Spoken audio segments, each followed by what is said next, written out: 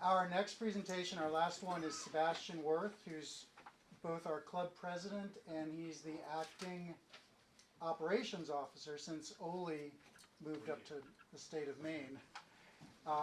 Sebastian's going to talk about ACA Towing. Give Sebastian a warm welcome. Yeah, hello everybody. Thanks for coming. Good turnout. It's really great to see you all today on such an important topic. Also, it's also a very beautiful day outside today. So, first of all, I also want to be short. I know I stand here between you and your lunch. So, so here you see an interesting picture. I think some of you know what is it. And that was a picture from the Perlan project. So you see a pretty strong tow plane, a grant from Grove, which can go up to 40,000 feet and tow this glider, the Perlan glider. So this is an incomplete guide. So I'm not a CFI or anything like that. I'm not an FAA related person. So it's just a layman's perspective from what we're doing. All right. So next slide, please. Okay, so we went through the stage of being prepared. Rick gave this presentation to go through the checklist. I mean, whatever checklist you use, PAVE is an interesting checklist, which means look at the pilot, airplane, environment, external pressures, and so on. Know proficiency versus currency. Know your personal minimums. Maybe you have written it down. If it's too windy, too much crosswind, you may consider, do I really want to go or not, and so on. And then, I don't know if you know this NW craft checklist, like check the NOTAMs, very important for our airplane. This you can do at home already. I mean, if the TFR is out for Trump, for example, then why bother driving to the airport? So, interesting, of course, you want to check the weather, runway lengths, maybe your fuel, meaning your battery. Some of you have fuel. You want to check the takeoff and landing performance, which is very important in the summer, which could take a long time to take off. And here you can see the picture here, right? So where do we stage our gliders? So, and you can see this very well here. The cow, there are some discussions here on the side, some passenger briefing, right? Where to go, where not. So this area is really a good area. And here is the takeoff area. I think that's on, that's 2.5, and that's the fence here. And so it's pushed very far back to the fence. So some people ask, hey, why do I need to push it so far back? When Jimmy was there, I could do the Le Mans start. I could just take off from my tie down. And why did I do this? Why did Oli say always go to the fence? And the reason is we have a tow plane, which is a tricycle gear. So the thing is, there is this taxiway in the middle of our airfield, right? And with the tricycle gear, you have to be, no matter what your airspeed says, no matter how hard the stall horn is blowing, you have to pull the tow plane up, because you cannot hit that taxiway without losing something, right? So, and that's the reason. The further back, the better. And also the thing is, usually when the tow plane is flying over the taxiway, it should be about at least 5 to 10 feet, because the lever from the tow rope, if the glider takes off at that time, then the tow pushes the tow plane down a little bit even, and that's usually happening exactly over the taxiway. So that's the reason. The further back, the better.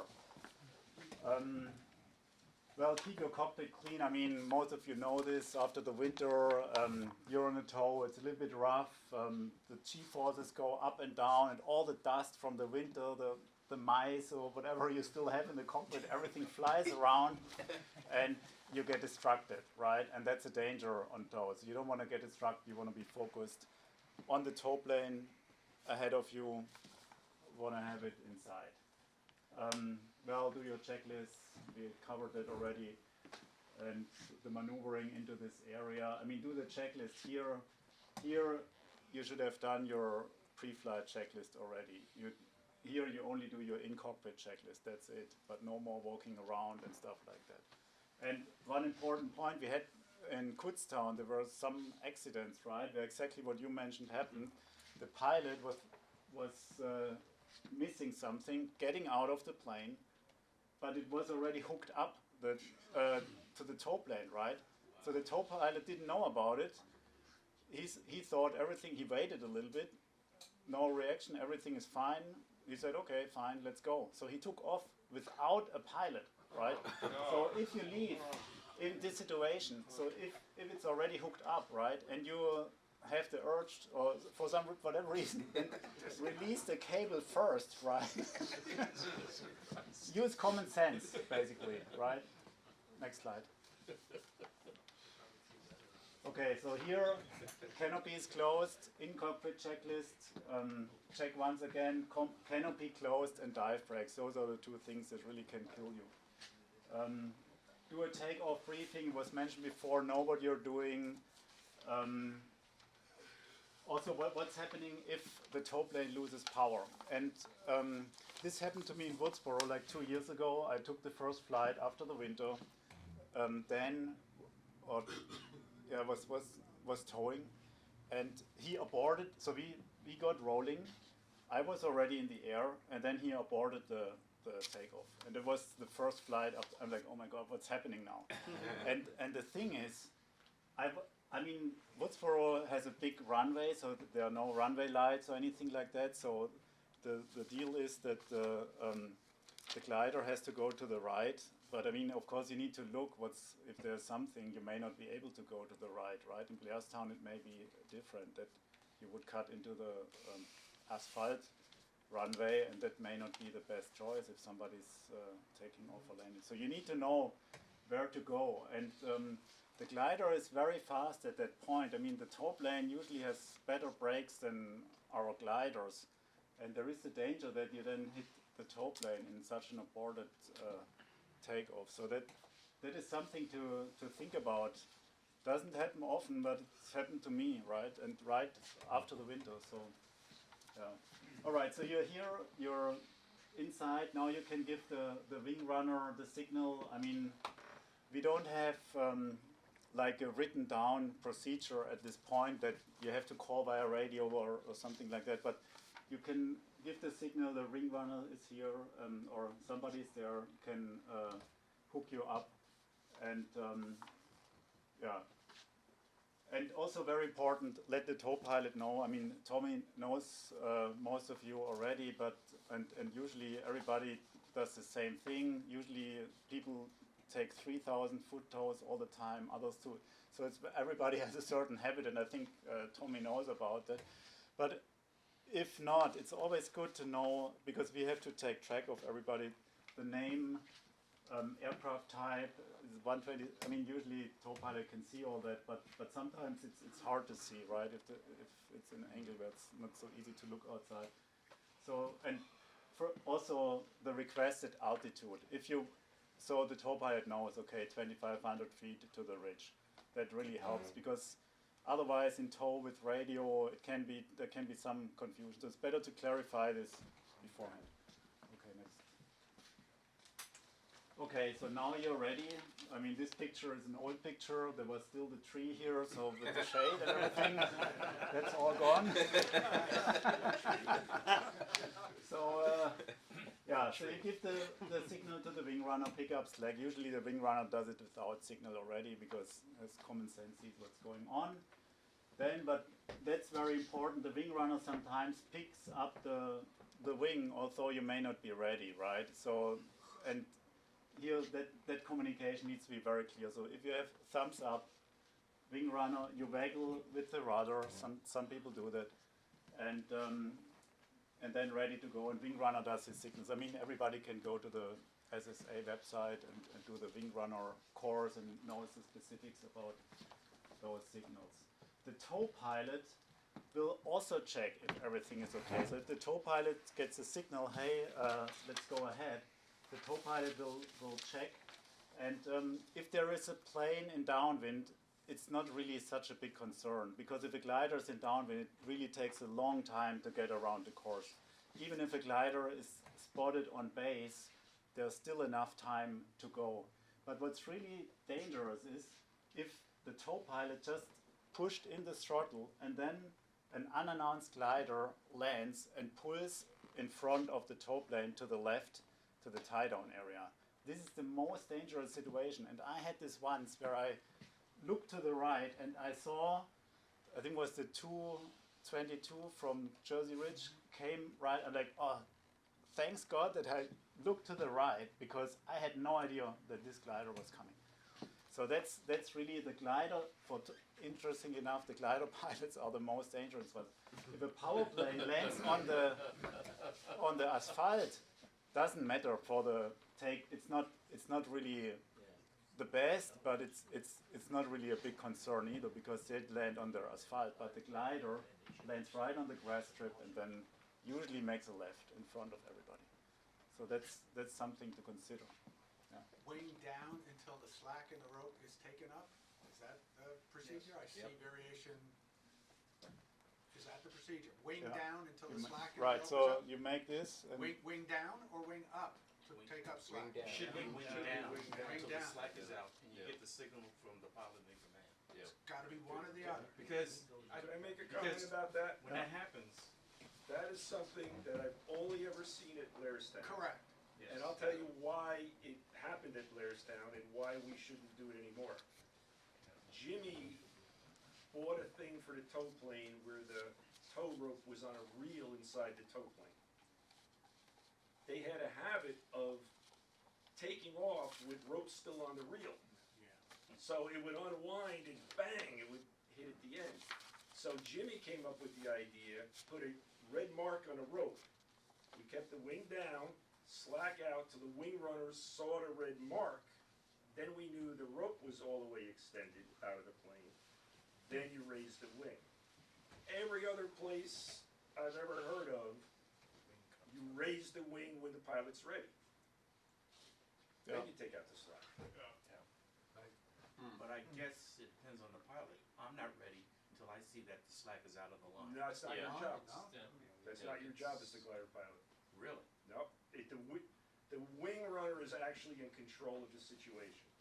You tell him when you're ready and let him do the rest. If you're not ready, don't put your thumb up. I Or just, believe I me. just, I just feel there's inconsistency. I come out Yeah. there one day and somebody's got the wing up, somebody's Yeah. got the wing down. I Well, just it is wanted- how it is. Everybody has slightly different experience, and we haven't written it down how to do it. And we should. Well, somebody should do that. Right. Yeah. We need some right. standards. So who? What's the safer practice? Leave the wing down. No, it's not. Safer to lift it up. Because if you level the wing first, then putting the wing Well, that's a down is a different clear situation. signal that you're not ready to go. So that should probably be something for the checklist for the safety committee to follow up on, and then post up to the site. Yeah. So now we've identified a definite issue. Also, taking the slack out with the wing down, for some gliders, you can either pull the glider out of position, it can turn it, or you can actually damage the wingtip. So there's a good reason to have the wingtip up while you're taking the slack out.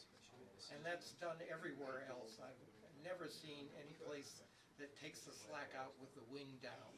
Well, you know, I learned at Van Zandt with Eric and a bunch of the other guys, and that was the procedure.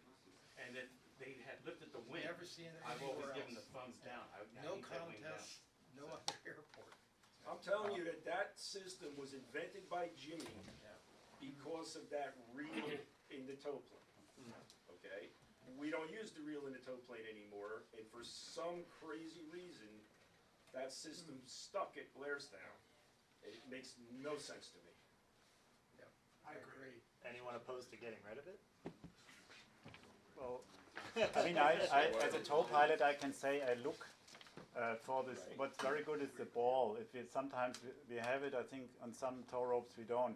And you see if you can really follow the ball. It's very hard in the mirror to just see the rope and if it's straight or not. But if the ball is close to the hook, then you can see the rope is there's no slack. That's a good indication.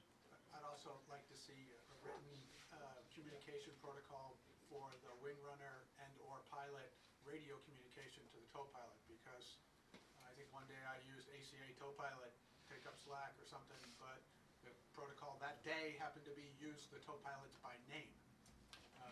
It's okay, but it's got to be one way or the other, not Yeah. discretion. Well, we have ideal. I mean, there's something. I mean, if you're on the field, you will see that many times we're understaffed. So we don't have a field marshal with a radio. We don't have a wing runner. We have many times there's nobody there. The pilot puts the rope himself there, gets back in the glider, and takes off by himself. I mean, That's kind of an exception, but when there's an operation going on, the wing down, wing up just needs to be clarified. Because I continually have this thing where someone will do it a different way, and I'm like, well, what are we doing? yeah.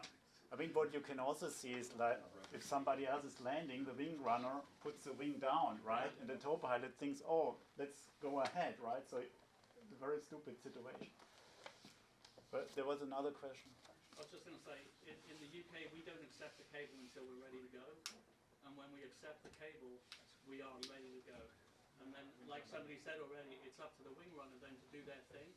And remember, though, that the pilot has the ultimate cut, right?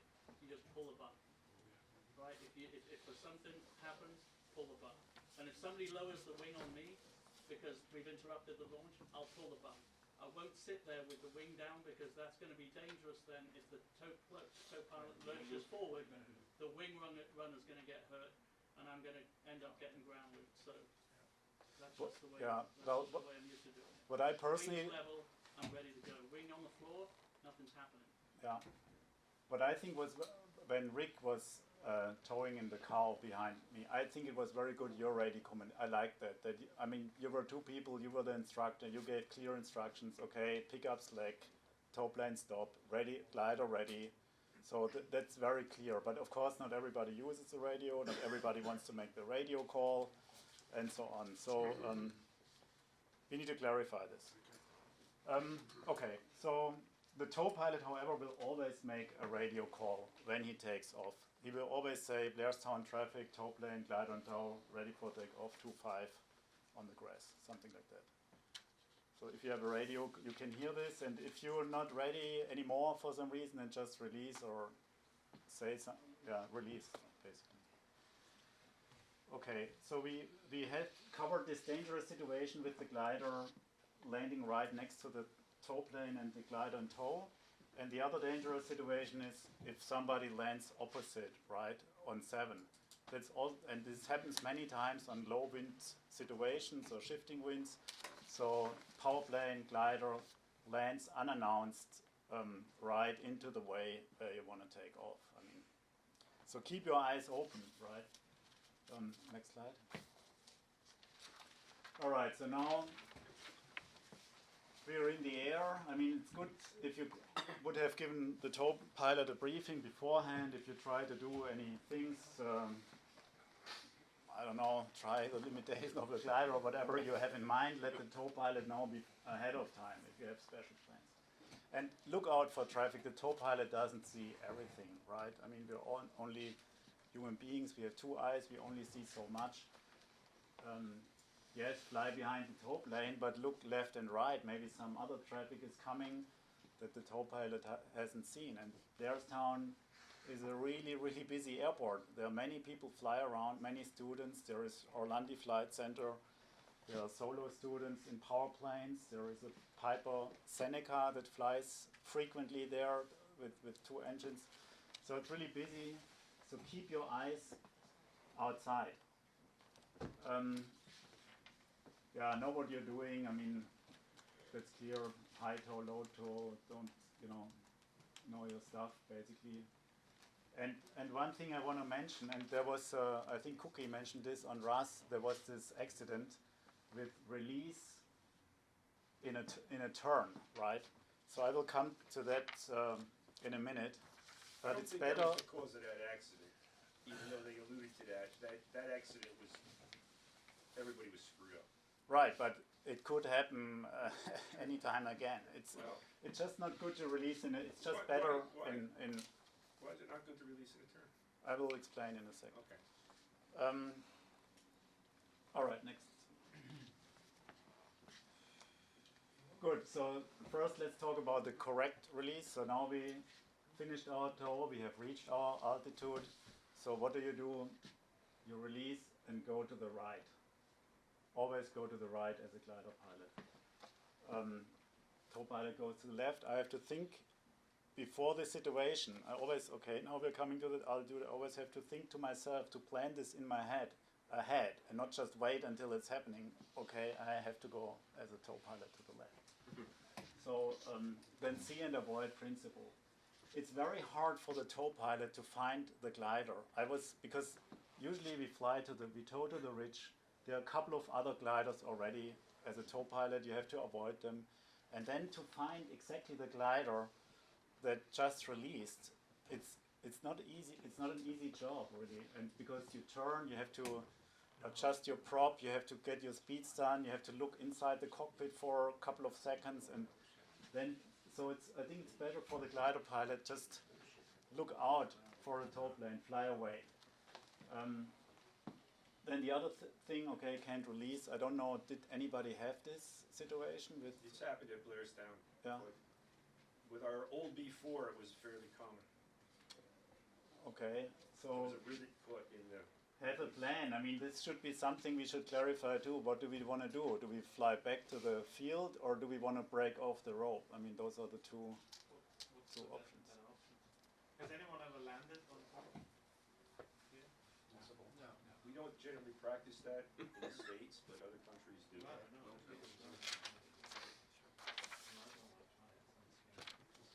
All right, next slide.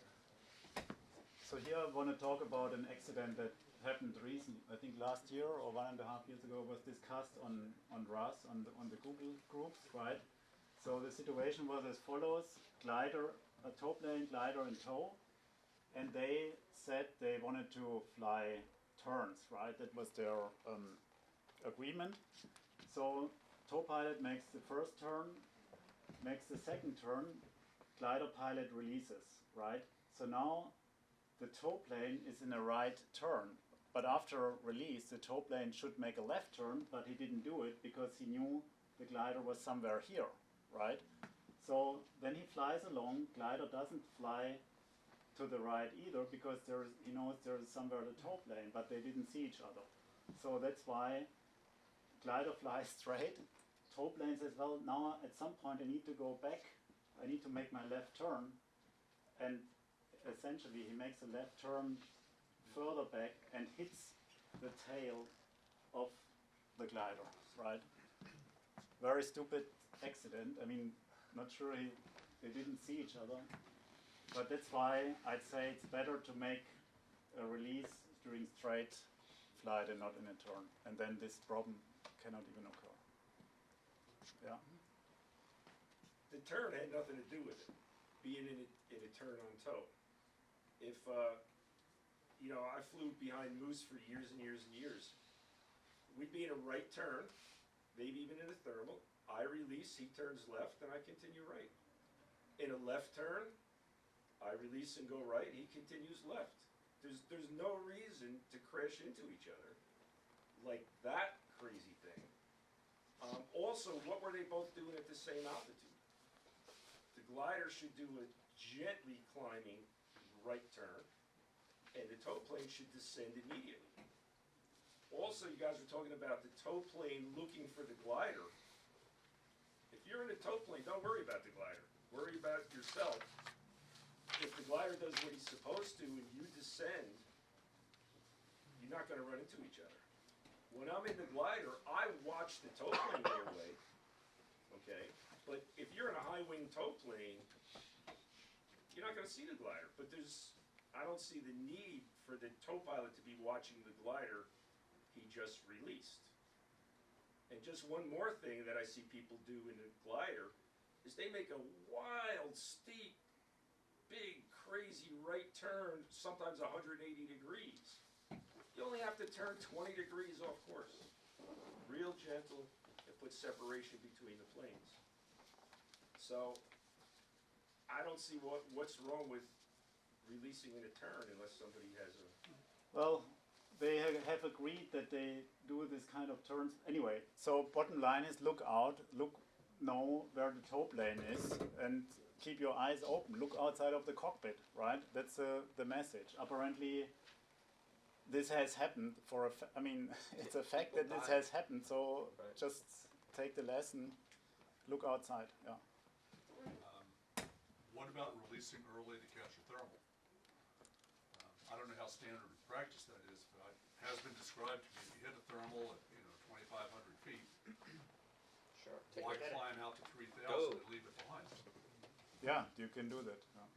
Stay right at the tow plane after. Just look. I mean, you can do everything pretty much, but just be safe. Look outside and know what you're doing, but not just.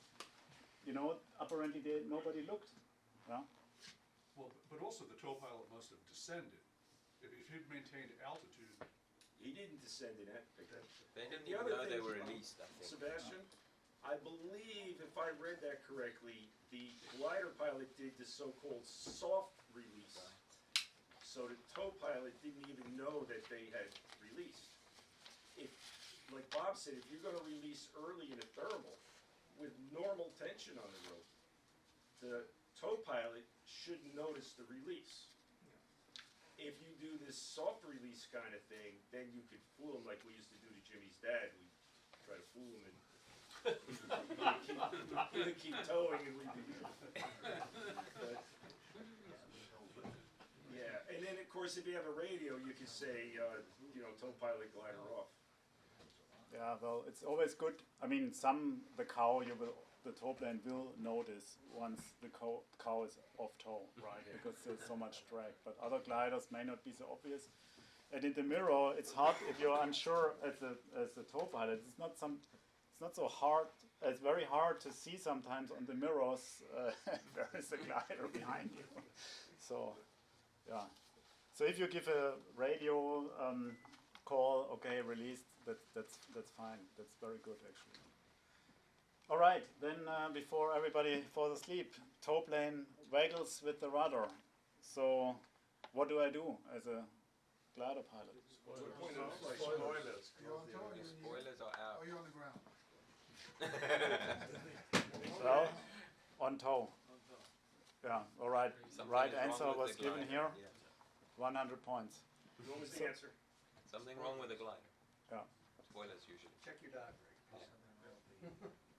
Okay, next question. A little bit more difficult. So tow plane is fishtailing.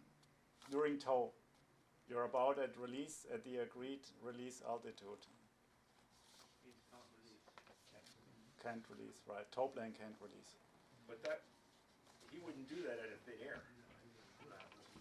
You'd have to have the glider not be able to release first.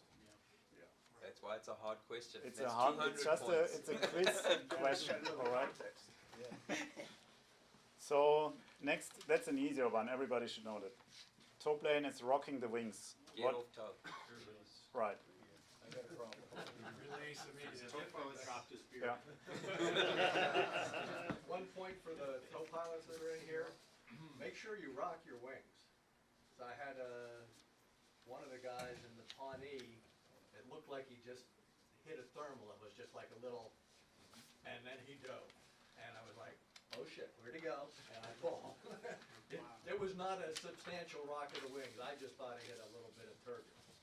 So make sure you rock your wings so we know that you're rocking. Okay. Thanks. Yeah. Next. Well, assuming you can't. If you have an engine issue, you can't really rock too long. Oh, that was the okay, next slide. One wing up and then back to normal. All right, so here, that's the interesting thing is, so in the summer, maybe some of you remember, we had Bert Compton. He was a presenter on our deck, right, to inspect our airfield and everything, and then talking later a couple of stories. So his father was recognized by the Soaring Society of America in 1948, and he was awarded the Warren Eaton Trophy, the highest trophy for of the SSA. And he was awarded not for his flying skills, but for compiling those signals. So that as a side note. Fritz Compton, the father of Bert Compton. They have some funny YouTube videos. It's interesting to watch. All right, let's go to the next slide. So I'm coming to an end here. So just as a summary, just remember, you are the pilot in command. It's not the wing runner, it's not somebody else. It's you are the one who is responsible. You should use common sense, and so on, right? Always know where am I, what's next, right? So a little bit of preparation in your mind. Look outside. I mean, everybody says it. Couple of us don't do it, right? Fiddle with their electronics, but look outside. That's really the best advice, especially during a tow. I mean, I was flying with Joe Bennis in Woodsboro maybe 10, 15 years ago, and what he told me is 2 things can kill you on tow. That's spoilers and canopy. And seat rail, yeah. But in the 233, right? So those are the 2 things. So you do your checklist, you do everything, but keep this in mind as a checklist in your head. You don't need to read it out. It's just okay. Canopy closed, spoilers in. I know some pros leave the spoilers out to keep the gliders from rolling and over-rolling the rope and so on. But this is really just big picture thinking here. Then, of course, always fly your glider. Aviate, navigate, communicate in that order, right? I mean, that's the old, 100 years old advice. And fly your machine. That's it for today. Thank you.